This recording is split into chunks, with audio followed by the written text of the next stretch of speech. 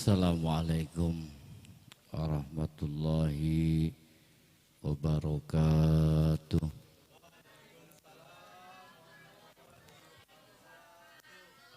Alhamdulillahi wahdah. Asyhadu an la ilaha illallah wahdahu la syarikalah. Wa asyhadu anna sayyidana Muhammadan abduhu wa rasuluhu la nabiyya ba'dah. Allahumma salli wa sallim wa barik ala sayyidina Muhammadin wa ala alihi wa ashabihi wa mawalah. La ilaha illallah, la mawjuda illallah, la ma'buda illallah, la matluba illallah, la maqsuda illallah. Bismillahi tawakkaltu 'alallah, la haula wa la quwwata illa billahil aliyyil azim. Astaghfirullahal azim, astaghfirullahal azim, astaghfirullahal azim wa atubu ilaihi. Hadratul mukarramin al-muhtaramin, para kiai, para habaib yang kami hormati dan semoga Allah muliakan, dan para asatiz, ketua DKM ya, yang kami hormati, dan bapak-bapak, para remaja, para ibu-ibu, dan para santri yang kami hormati dan semoga Allah muliakan. Alhamdulillah wa syukurillah, pada malam hari ini kita masih diberikan rizki, baik rizki zohir maupun rizki batin. Arizku gismani, rizki itu terbagi dua. Mahwa arizku, apa itu rizki? Arizku ma yanfa'ulil abdan. Yang dinamakan rizki itu adalah sesuatu yang bermanfaat buat badan. Berarti ada rizki zohir. Rizki zohir adalah makanan yang sudah kemakan, minuman yang sudah keminum, pakaian yang sudah kepake, itu namanya rizki. Kalau yang di kantong namanya milik. Milik kita belum tentu rizki kita.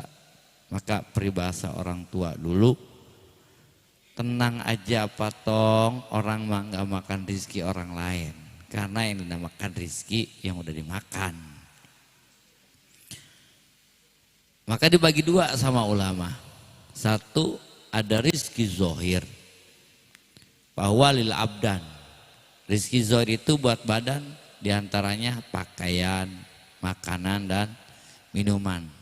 Kalau ini seluruh makhluk Allah Ta'ala, dari yang paling kecil sampai yang paling gede, itu pasti makan. Yang kerja makan, yang enggak kerja makan. Yang ngaji makan, yang enggak ngaji makan. Yang sholat makan, yang enggak sholat makan. Manusia makan, binatang juga makan. Itu mau dijaminan.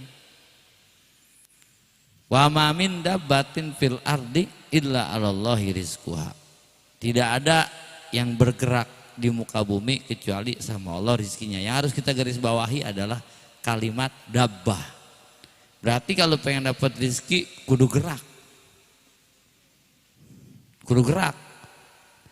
Ya qudiyati sholat fantasiru wabtagu min fadlillah. Kalau udah rapi sholat, nyebar ke muka bumi, cari karunia Allah. Berarti kudu gerak. Si orok itu nggak bisa makan, si orok itu nggak bisa manggil maknya. Orok Orok nggak bisa manggil emaknya, Orok nggak bisa jalan, Orok nggak bisa ngomong. Tapi ketika si Orok pengen makan, dia gerak. Mana geraknya? Nangis. Ketika si Orok nangis, maka itu adalah gerak si Orok untuk bisa mendapatkan rizki. Bukan si Orok yang ngejar emaknya, tapi emaknya yang ngejar-ngejar si Orok. Bukan si Orok nyari rizki, tapi rizki yang nyamperin si Orok. Syaratnya satu doang kalau pengen dapat rizki, dabah, gerak. Ya kalau orang nggak nangis-nangis ya nggak makan. Kata emaknya, anak gua anteng amat ini. Ya nggak disusuin lah. Yang mampu dilakukan sama si Orok, dia nggak bisa kerja, dia nggak bisa dagang, tapi yang dia mampu adalah gerak. Makanya dia bergerak. Mana geraknya? Nangis. Si Orok nggak bisa kerja, Orok nggak bisa manggil emaknya, Orok nggak bisa minta tolong. Tapi di saat dia yakin si Orok kalau emaknya itu sayang sama si Orok. Si bayi yakin emaknya itu perhatian sama dia.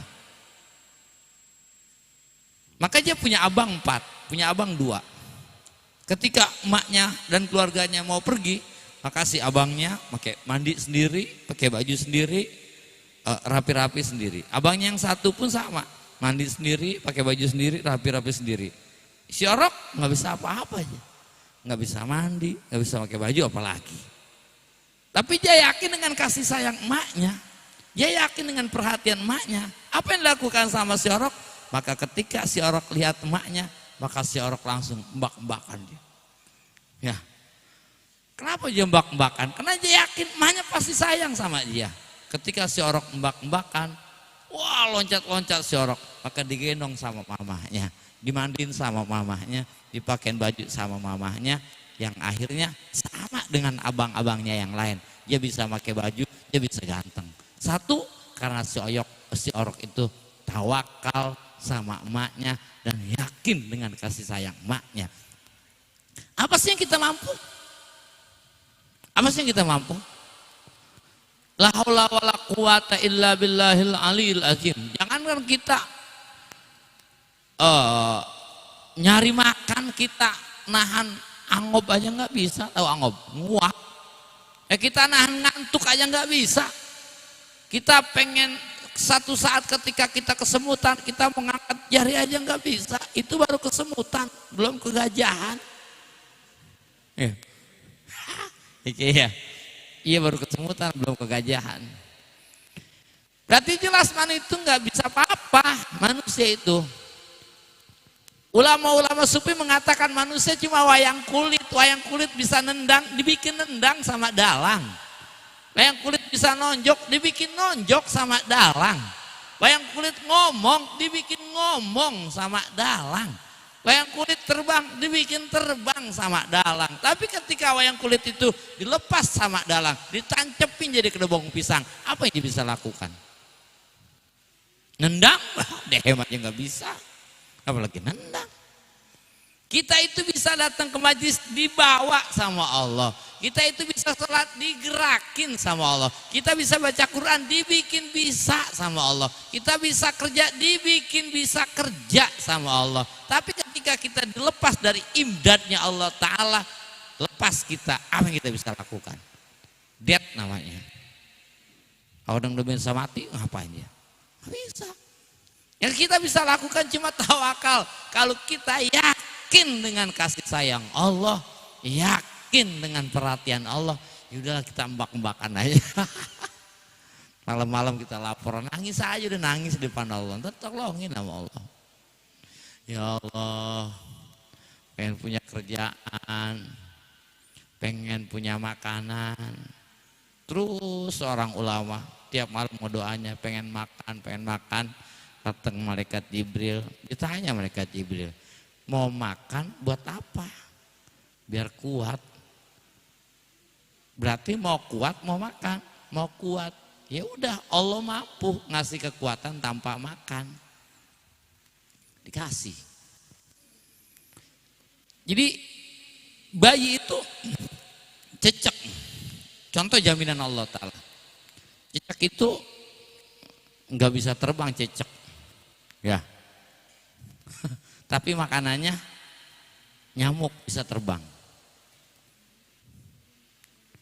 Kepikir nggak sama akal kita?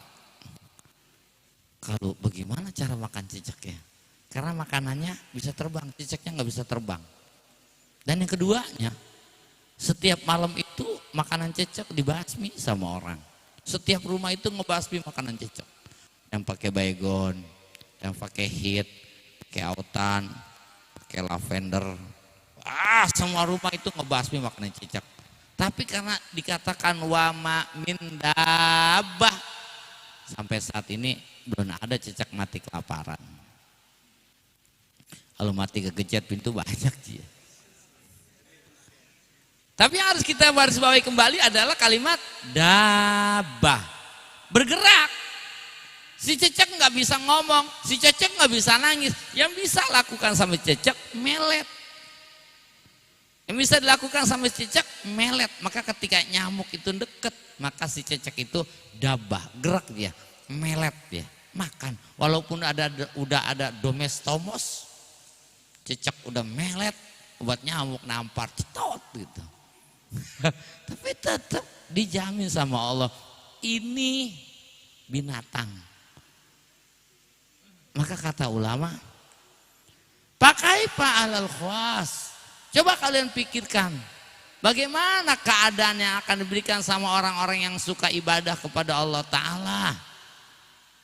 Apalagi orang yang suka sholat, udah pasti dikasih rizki sama Allah Ta'ala. Tapi lagi-lagi di dalam jiwa manusia itu terletak antara sifat malaikat dan iblis. Malaikat punya akal, nggak punya nafsu. Kata Allah Ta'ala, Israfil, labbaik ya Allah. Kau pegang ini sangkakala dan tugasmu adalah meniup sangkakala. Baik ya Allah. Dipegangin sama Israfil. Dari pertama kali diciptakan sampai saat ini megangin sangkakala terus. Dan Israfil nggak pernah iseng pengen coba. Nggak pernah.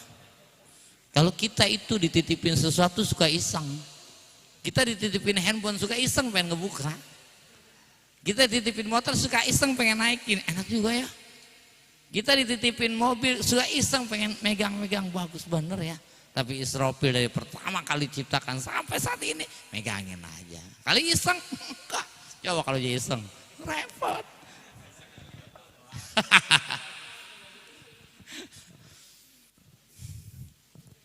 Yang nggak punya nafsu, yang punya akal, maka la ya'sunallahu ta'ala terpatain, tidak pernah maksiat kepada Allah Ta'ala sekejap mata pun. Yang kedua ada namanya makhluk iblis. Makhluknya namanya iblis, sifatnya namanya setan. Kalau iblis makhluk yang suka menggoda orang ibadah namanya setan. Berarti siapapun bisa jadi setan. Anak kita ketika kita mau ngaji ganggu bapaknya ngaji ya setan. Istri kita ketika kita mau ngaji kunci motor diumpetin ya berarti setan gitu. Kalau setan itu umum, siapapun yang punya sifat menggoda itu namanya setan. Makanya kuntil anak sekarang udah pada pensiun. Nggak ada udah kan? Ya. Walaupun punangkanya gede, pun asemnya gede udah nggak ada kuntil anak sekarang. Karena udah pensiun dia. Belum lama, udah lama sih demo di Grand Lake. Dapat kabar ya? Demo kuntilanak ramai, kuntilanak Nyibrorong, terus Nyiroro Kidul demo di Grand Lake. Kata kuntilanak, bos, lapor bos. Kenapa lu rame-rame? Saya mau pensiun dini aja dah bos. Dih, kenapa emang harus pensiun? Sudah nganggur mulu bos. Kenapa emang? Biasanya bos, manusianya udah lebih parah dari setan. Kata kuntilanak. Kok bisa? Saya aja bos masih pakai baju kurung. Ibu-ibu saya godain pada pakai tank top. Makanya, aduh kata saya, oh parah aja sama gue gitu. Terus saya godain lagi cabe-cabean. Saya masih pakai baju kurung bos. Cabe-cabean pada pakai celana pendek, anduk pendek. Ini parahan dia bos, makanya udah nganggur. Bos, terus ini aja saya dah. Makanya udah gak ada kuntilanak. Nyi Roro Kidul coba lihat, hidupnya di laut, apa pernah pakai baju renang dia? Gak pernah. Ya, gak pernah kan? Iya kebaya terus. Tapi manusia hidup di darat pada pakai baju renang. Apalagi hari Minggu. Pakai kerudung, pakai kaos, nyeplak banget dah. Pantatnya nyeplak, senam dah tuh di depan ruko.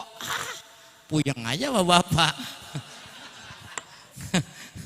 Iya pada jogging dah tuh di depan ruko 1, 2, 3, 4. Kata bapak-bapak, astagfirullah.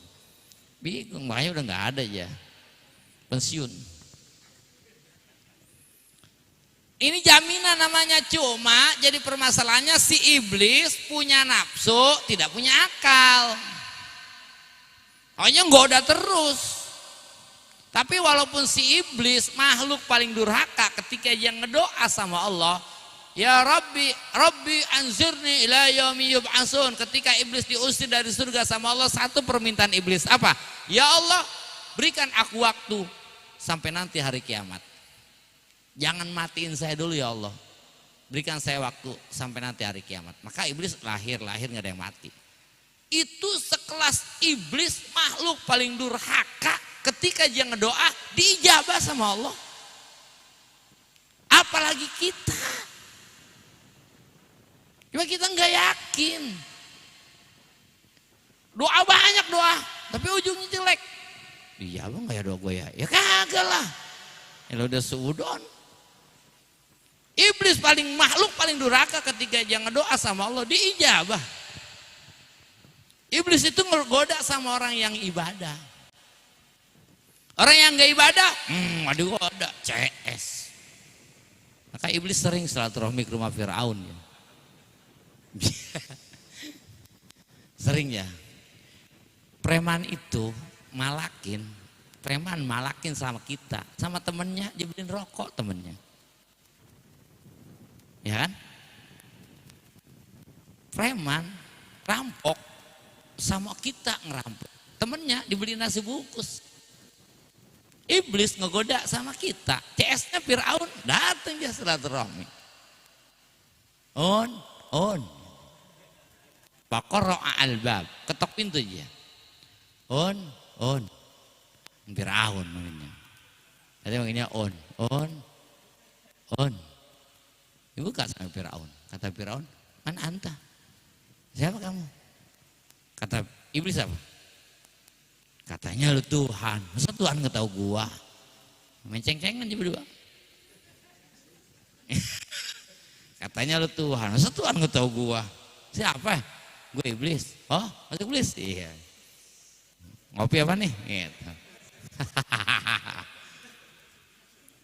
Ngopi, bolehlah jatah gitu. Kopi Torabika sama sapi natunar jatahnya.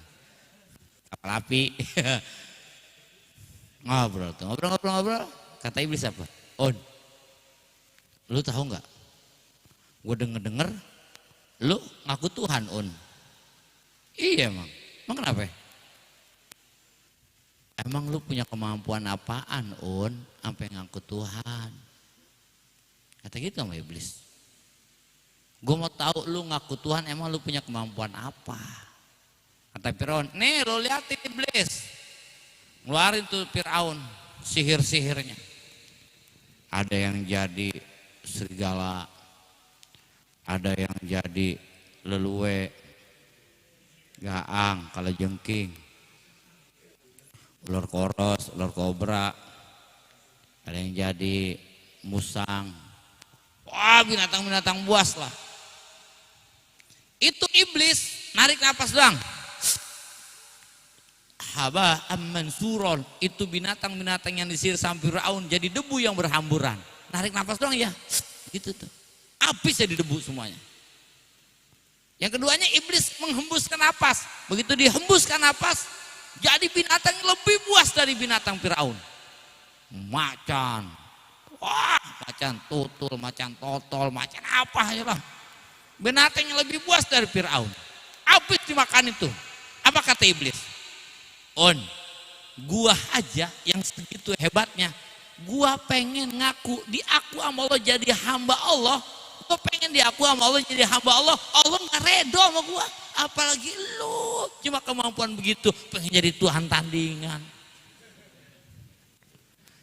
Bener nasihatnya Firaun, bener. Maka tadi saya bilang preman itu ngerampok sama kita, malakin sama kita, CS-nya beliin rokok. Nah si manusia, malaikat punya akal tidak punya nafsu, iblis punya nafsu nggak punya akal. Si manusia ya punya akal, ya punya nafsu. Ya punya akal, ya punya nafsu. Siapa yang memimpinnya? Ketika akal itu memimpin, nafsu duduk manis. Dibawa sama kita ngaji, maka si nafsu duduk manis nggak berkutik ya, karena dibawa ngaji. Tapi ketika si nafsunya mimpin, akal duduk manis. Begitu pulang ngaji, mari bininya ngaji mulu, malam-malam masih ngaji aja, emosi ya, marah ya, nafsunya nyetir, nafsunya menguasai, akalnya udah nggak berfungsi. Lu gua ngaji ngomel, gua kagak ngaji ngomel, mau lu apa sih? Emang laki kalau bilangin susah banget, wah piring lempar, gumplang. Emang dia nggak tahu itu piring cuma punya dua, nggak tahu. Akalnya nggak berfungsi kan. TV-nya banting, emang dia nggak tahu nggak punya TV lagi, nggak tahu. Handphonenya banting, emang dia lupa kalau handphonenya masih kreditan, nggak ingat. Bininya aja tampar, emang dia nggak ingat itu bininya pengen kawin, waktu pengen kawin juga sampai nangis-nangis, nggak ingat. Kenapa dia nggak ingat? Akalnya duduk manis di belakang. Kenapa akalnya duduk manis? Nafsunya yang mimpin. Begitu sadar baru ngeliat handphone, ya handphone gua udah belum lunas, hancur lagi. Pengen makan, piring mana mah? Piring yang banting, siapa? Nyari siapa? Ya kayak daun pisang lagi aja gua. Siapa yang mau mimpin? Ini manusia. Dan kita harus tahu bahwa iblis itu nggak pernah ngelarang kita ngaji. Nggak pernah aja. Ketika iblis datang ke Nabi Adam, apa kata iblis? Adam, kamu tahu nggak kenapa kamu dilarang makan buah? Nggak tahu. Kalau kamu makan, kamu kekal. Allah nggak mau kamu kekal, makanya Allah larang. Nggak kena Nabi Adam digoda, Siti Hawanya yang digoda. Hawa, kamu tahu nggak kenapa dilarang makan buah? Nggak tahu. Kalau kamu makan, kamu kekal. Bilang sama suamimu, kita bikin kekal di surga, makanya ajak suamimu makan. Ini iblis. Iblis itu nggak pernah ngelarang kita ngaji, cuma bilang gini, lu mau kemana bang? Mau ngaji? Bang, lu inget tetangga lu 7 hari. Orang mati mah bang 7 hari, seumur hidup sekali. Ngaji mah ada minggu besok bang. Coba lu pikirin dah. Lu emang temen deket, tetangga juga. Masa bapaknya 7 hari lu gak datang sih? Lu mau ngomong apa besok kalau ketemu sama dia? Ngaji mah kan ada minggu besok. 7 hari mah gak ada minggu besok, udah habis. Lagi guru juga paham bang, kalau lu gak datang guru juga ngerti. Ya terserah itu sih, gue mah cuma bilangin doang. Kalau lu pergi ngaji enak gak sama tetangga lu? Kalau lu lu 7 hari, ya guru juga besok lu datang ketemu guru lu, kemana gak ngaji? 7 hari guru tetangga, kan guru juga paham. Enggak apa-apa, gue sih bilangin doang. Itu tas sudah ditaruh itu kita bertaruh tas, balik lagi pulang. Iya juga ya, iya. Enggak ngelarang dia, enggak ngelarang bangun tahajud, enggak. Cuma begitu kita terbangun jam 3, hati kita ngobrol, mau kemana? Mau ke air, enggak apa-apa. Mau tahajud. Bang, gue cuma mau nanya, tahajud sunnah apa wajib? Sunnah. Jaga kesehatan, wajib apa sunnah? Wajib. Lu kan tidur enggak, saya lagi ngomongin orang kampung saya ini, Mak. Iya, cuma mulanya dari sini. Iya, orang kampung saya cuma pindahan dari sini semua gitu. Maka saya bilang, enggak ngelarang enggak. Cuma gini. Lu kan tidur udah jam 12 bang, habis acara. Terus 12:30 lu baru tidur. Sekarang jam 3, suhu badan lu panas. Kalau lu sekarang ke air, suhu badan lu ntar bakalan kena air jadi ambruk. Tak kalau lu tahajud, lu subuh bakalan sakit. Terlalu nggak kerja, anak bini lu siapa yang mau napakohin? Coba lu tidur. Sunat tahajud mah lu tidur. Besok bisa sholat subuh seger. Besok lu kerja enak. Iya juga ya. Iya, tidur aja lah ya. Enggak ngelarang, ya enggak. Siapa bilang setan ngelarang? Enggak, yang ngelarang mah nafsu namanya. Setan enggak ngelarang. Allah jiwas pisu pisudurinas, dia mengombang-ambingkan antara hati manusia, antara A dan B, diberikan dua gambaran. Emang kalau kita mau ngaji dilarang? Enggak, cuma kita harus waspada. Setan itu kayak musang. Ketika kita punya kandang ayam, begitu kita lihat, ayam saya pada mati nih. Dilihat, oh depannya pada bolong, ternyata masuk musang. Kita rapetin depannya, begitu musang datang, rapet depan, dia lewat atas. Atas kita rapetin, dia lewat belakang. Belakang kita rapetin, dia lewat kanan. Kanan kita rapetin, lewat kiri. Kiri kita rapetin dari bawah. Berbagai penjuru dia serang. Kita diserang lakinya enggak kena. Lu mana? Mau ngaji. Tetangga lu nuju hari kan bang. Nuju hari mah kagak ada gua jadi. Kalau ngaji mah kewajiban gua. Nuju hari mah gak wajib. Berangkat. Bini kita diserang. Laki lu mah coba lu pikirin dah. Bilangin nuju hari. Besek. Emang lu udah gak masak? Lu gak masak kan? Bikin bilang lu. Mana bang? Ngaji. Bang, tetangga nuju Haryono. Duduk doang sih baduk. Duduk bang, duduk. Enggak, abang mah gak disuruh mimpin. Gak disuruh baca. Duduk doang, duduk bang. Gak enak sama tetangga. Ntar saya dikata-kata sama orang. Kalah aja bini. Lemah. Istri kita lulus, enggak, biarin laki gue mau ngaji. Kalau laki gue nggak ngaji, siapa yang mau ngajarin gue ntar? Berangkat, anaknya digoda, nangis aja tuh anak tiba-tiba. Bapak, Indomat, sama mamanya dikit, nangis loh, nangis aja. Pak, Indomat pak, kamu ngaji nak? Nggak mau, ngaji, Indomat dulu. Bapak mau ngaji, Bapak nggak mau, Dede mau nyakin Indomat dulu. Lulus, nyerang gak kira-kira sama anak? Lulus sama anak, temen naik motor, groin, boy, sini mampir. Mau kemana? Ngaji. Ngopi aja dah. Aduh, lemah kena kopi mah udah. Mau kemana? Wah, tenang, baru jam segini belum mulain. Akhirnya rapi-rapi jam 11 ngaji udah bubar. Kata setan, ketawa setan. Ya lu kena jebakan gua lu. Enggak ngelarang dia, enggak.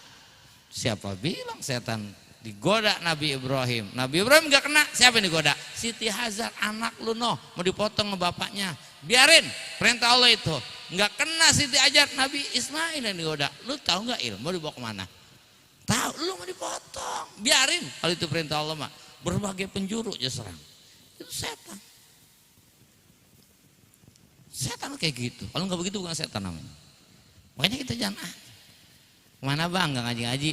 Hati guru, hati lagi nggak ngajakin guru. Medi bukan hati itu mah.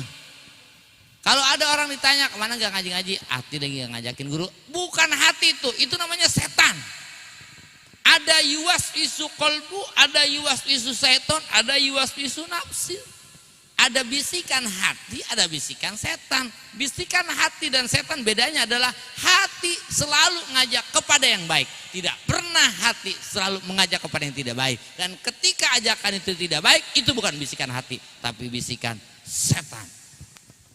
Salah jawabnya orang kayak Oji dong lu tanya.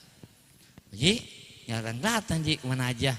Di belakang guru, kalau di depan ngalingin gitu. Ya Ustaz Oji jawabnya kalau tanya. Mana aja Ji nggak kelihatan? Di belakang guru, kalau di depan guru ngalingin gitu. Iya, cakep bener emang. Itu jawaban yang sangat akurat sekali.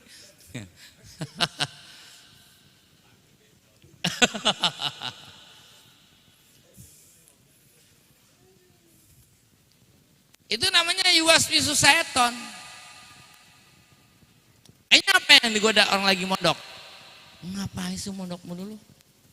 Umur lu udah 25, emak lu tinggal sendirian, pulang berbakti sama orang tua, mondok juga nggak ngaji-ngaji. Ini kan pulang bantuin emak lu ibadah, bantuin emak berbakti sama emak, birrul waliden. Daripada di pondok lu, jadi kayak belum tentu, ini belum tentu, udah tua pulang. Iya juga ya, pulang akhirnya tergoda aja. Anaknya lulus digoda, emaknya. Anak lu suruh pulang no mondok. Bilangin, tong, lu udah nggak punya bapak. Lu jadi kiai juga, lu pinter juga, lu bikin majlis di mana? Di kampung lu udah banyak buat ustad. Yang ada juga pada berantem mulu berebut mic. Apalagi kalau lu jadi ustad lagi, ya makin berebut lagi sama mic, tong. Lu pulang aja. Berbagai penjuru, berapa banyak anak betah mondok emaknya yang ribut. Pengen sekolah, pengen kerja, anaknya betah, emaknya. Emaknya ribut, enggak emaknya anteng, ya tetangganya, temennya. Lalu pulang kata temennya, ya toh gue udah punya handphone. Celana levis, naik motor baru, lu mondok masih serebet mulu, ya norak banget lu. Berbagai penjuru serang. Wah, bagai serang. Hanya di pondokan, aduh, puyeng aja lantas. Puyeng. Berbagai penjuru setan tuh, medik tuh. Imam Ibnu Hajar mondok 40 tahun. Mondok dari masih orok mondok. Mondok dari masih kecil 20 tahun. Udah hafal-hafal, belum bisa apa-apa. Bismillahirrahmanirrahim, ingat enggak masih lupa tuh bismillah. Ingat bismillah ar-rahmanirrahim lupa. Ar-rahmanirrahim ingat bismillahnya lupa. Datang medi. Ini kan pulang loh, berbakti sama orang tua. Malu udah sendirian, bantuin malu. Pulang tuh ya, tergoda. Sampai di jalanan ngeliatin batu, tetesan air ceklok, ceklok, ceklok, legok. Mereka peribahasa Sunda, cicaracak ninggang batu, laun-laun jadi legok. Air setetes nibanin batu, lama-lama jadi legok katanya. Ya, batu aja segitu kerasnya ketibaan air setetes legok, masih ya gue kagak. Maka disebutlah Ibnu Hajar anak batu. Pulang lagi mondok nggak jadi. Yang wajib mah ngajinya, bukan ngartinya. Saya nggak ngerti-ngerti guru ngaji, makanya berhenti ngaji. Ada nggak orang berhenti makan gara-gara nggak gemuk? Saya mau nanya sekarang. MC nih, lu berhenti makan gak lo? MC biar kata badannya segini-gini aja, pernah nggak aja berhenti makan? Lu nggak makan lagi? Enggak, emang apa? Males gua, makan nggak gemuk-gemuk, ada nggak begitu? Enggak ada orang berhenti makan gara-gara nggak gemuk. Kenapa? Karena dia sadar orang makan bukan nyari gemuk, tapi makan adalah kebutuhan per hari. Ada nggak orang kerja di pabrik udah 10 tahun belum beli mobil berhenti? Orang kerja di pabrik udah 10 tahun nggak kaya-kaya, berhenti nggak aja? Berhenti nggak? Kagak. Nggak ada sejarahnya. Lu nggak kerja? Nggak. Emang kenapa? Males gua kerja di pabrik nggak kaya-kaya? Nggak ada. Kenapa dia nggak kaya-kaya tapi tetap nggak berhenti, tetap terus bekerja? Karena dia sadar orang kerja bukan nyari kaya, orang kerja adalah kewajiban, kebutuhan buat nyari nafkah tiap hari. Lalu kenapa ada orang ngaji nggak ngerti berhenti? Ngaji itu bukan nyari ngerti, ngaji kebutuhan. Lu mau ngerti, mau kagak, diem-diem. Wajibnya adalah ngaji. Masalah ngerti mah urusan belakangan. Tapi guru, saya nggak ngerti-ngerti, kagak wajib. Yang wajib ngajinya. Tapi saya masih begini-gini aja guru. Lu mau bagaimana, mau buntut emang? Saya nanya begini-begini aja. Nih, orok ada nggak emak nyusuin anak gara-gara anaknya nggak gemuk, dia berhenti nyusuin? Males gue nyusuin anak sudah 2 bulan masih kuntet aja, nggak ada. Kewajiban emak cuma nyusuin. Masalah gemuk itu urusan emak. Dia nggak nyari gemuk. Kewajiban emak sadar, kewajiban gue adalah nyusuin anak. Gue nggak nyari gemuk. Susuin aja masih emak tiap hari, susuin tiap hari, susuin tiap hari, susuin. Siapa yang tahu anaknya udah gede? Emaknya atau orang lain?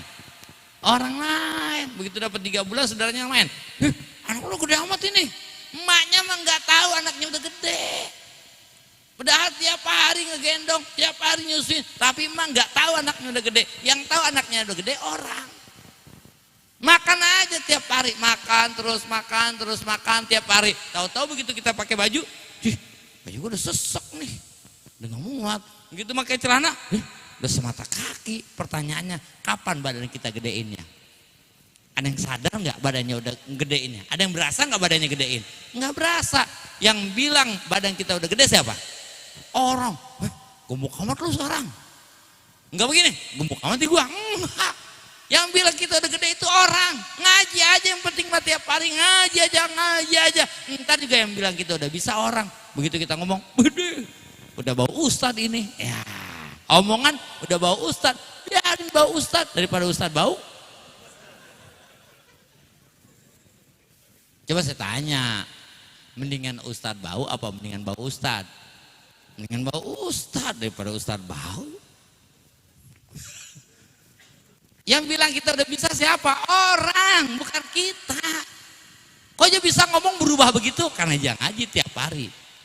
Apa dia sadar dia udah bisa? Enggak bisa, dia juga enggak sadar. Tahu-tahu omongan nyeplos saja. At-tabi'atu yasruqu bi ghairi ikhtiarin.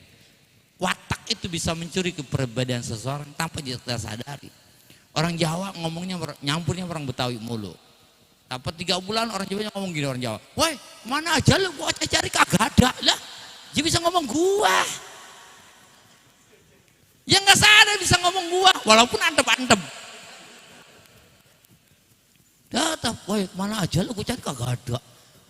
Dia nggak sadar bisa ngomong gua. Orang Betawi nyampurnya sama habaib. Lama-lama aja nggak sadar. Gimana nih? Kher, alhamdulillah. Kher doang udah. Bisanya itu. Majelis di mana nih? Majelis di mana bahasanya? Ya nggak sadar ngomong kayak gitu.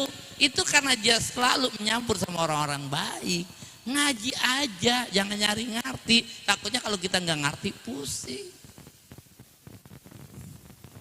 Tapi guru, kenapa? Saya ngajinya gurunya kayaknya nyinggung saya mulu. Dari pertama kali ngaji sampai selesai ngaji, kayaknya saya mulu udah diomongin. Kalau lu ngaji ngerasa kesinggung, bukan gurunya ketus, bukan gurunya judes. Hati lu sakit. Diurut sakit nggak? Kata siapa? Hah? Kata siapa diurut sakit? Coba kita yang sehat diurut sakit nggak? Agak. Coba yang tangannya patah diurut sakit nggak? Berarti bukan tukang urutnya, karena lu patah. Tukang urut sono mah jago banget tau. Ngapa? Anak gua nih yang jatuh dari punjamu tangannya patah, baru dipegang doang udah ngejerit. Bukan tukang urut jago, anak lu tangan lu patah. Bukti yang sehat bang ngejerit. Kok yang sakit aja itu ngejerit? Oh tangannya sakit. Kalau lu ngaji ngerasa kesinggung, bukan gurunya yang ketus, bukan guru yang jutek, hati lu sakit. Tanya yang lain kesinggung enggak? Enggak. Ya iya yang lain mah kagak, lu doang. Makanya kalau gudigan jangan mandi di laut. Pulangnya termalam pada gatel. Apa ya kata dia? Aduh payah air laut mah gatel. Bukan air laut gatel, lu gudik. Tanya yang kagak gudik gatel enggak? Yang badannya enggak gudikan gatel enggak? Enggak kan? Dia doang. Berarti bukan air laut yang lu salahin, elunya banyak penyakit. Bukan gurunya yang lu salahin, lu sakit hati lu. Terus gimana guru biar kagak tapi sakit? Diem lagi diobatin. Namanya lagi diurut tuh tangan. Baru rapi ngurut, kata tukang ngurut gini. Besok balik lagi ya. Saya balik lagi. Tangan masih linu udah disuruh balik lagi. Kalau mau baik, balik. Balik kalau mau baik mah. Kalau nggak balik, sengkok tuh terus tangan bengkok. Terus cukup nggak 2 kali ngurut? Nggak cukup tangan patah mah. 3 kali, 4 kali, 5 kali, 6 kali. Begitu yang ke-7 kali udah sembuh. Sakit nggak? Kak, tukang ngurut udah keringetan nih jatuh gini. Kong, bisa kencengan lagi nggak? Buset lagu lantas. Udah baik.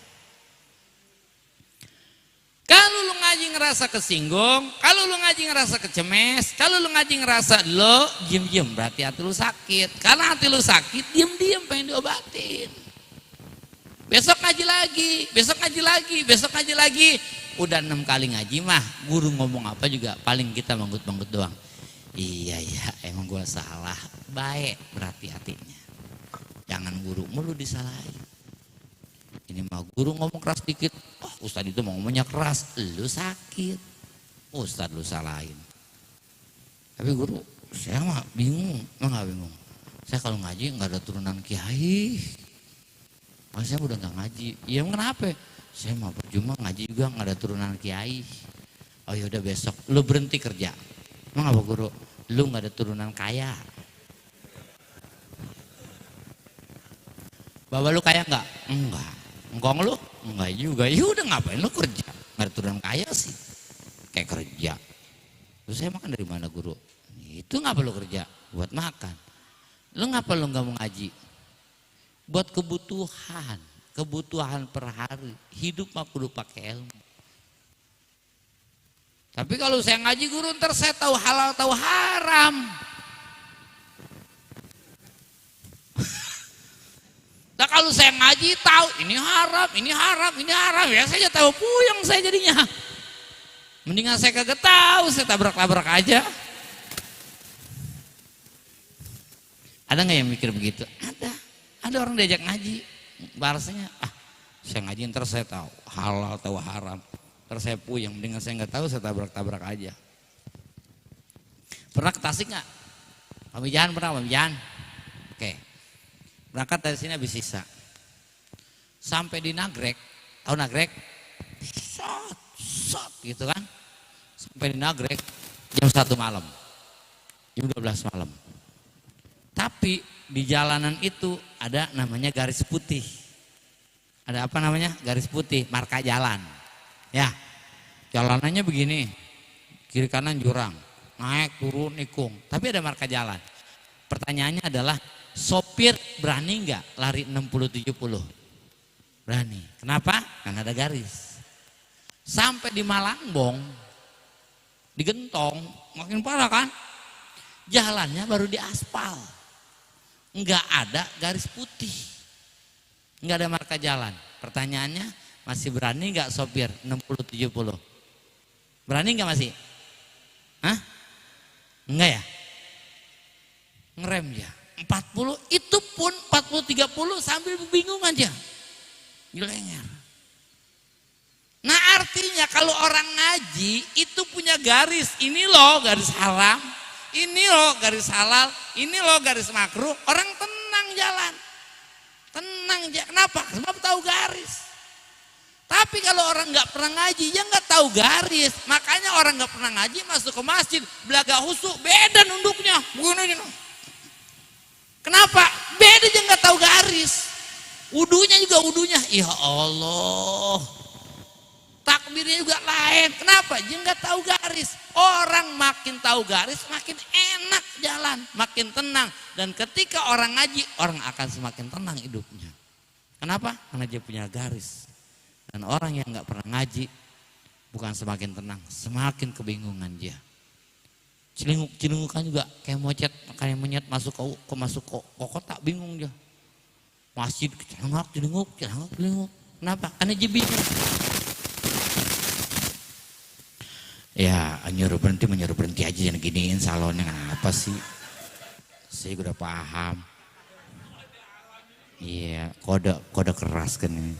Oke, kresek. Dari tadi kagak, iya. Ya. Gitu aja, jangan pernah enggak ngaji. Ngaji biar rajin, ngaji biar pinter. Bukan ngaji itu bukan buat pinter, biar bener. Ngaji itu biar bener, bukan buat pinter. Kalau pinter mah kita doraka mulu, karena kita ngaji mulu tapi nggak pinter-pinter. Ngaji itu biar jadi orang benar, ya. Biar kita tahu garis halal, mana garis haram. Assalamualaikum warahmatullahi wabarakatuh.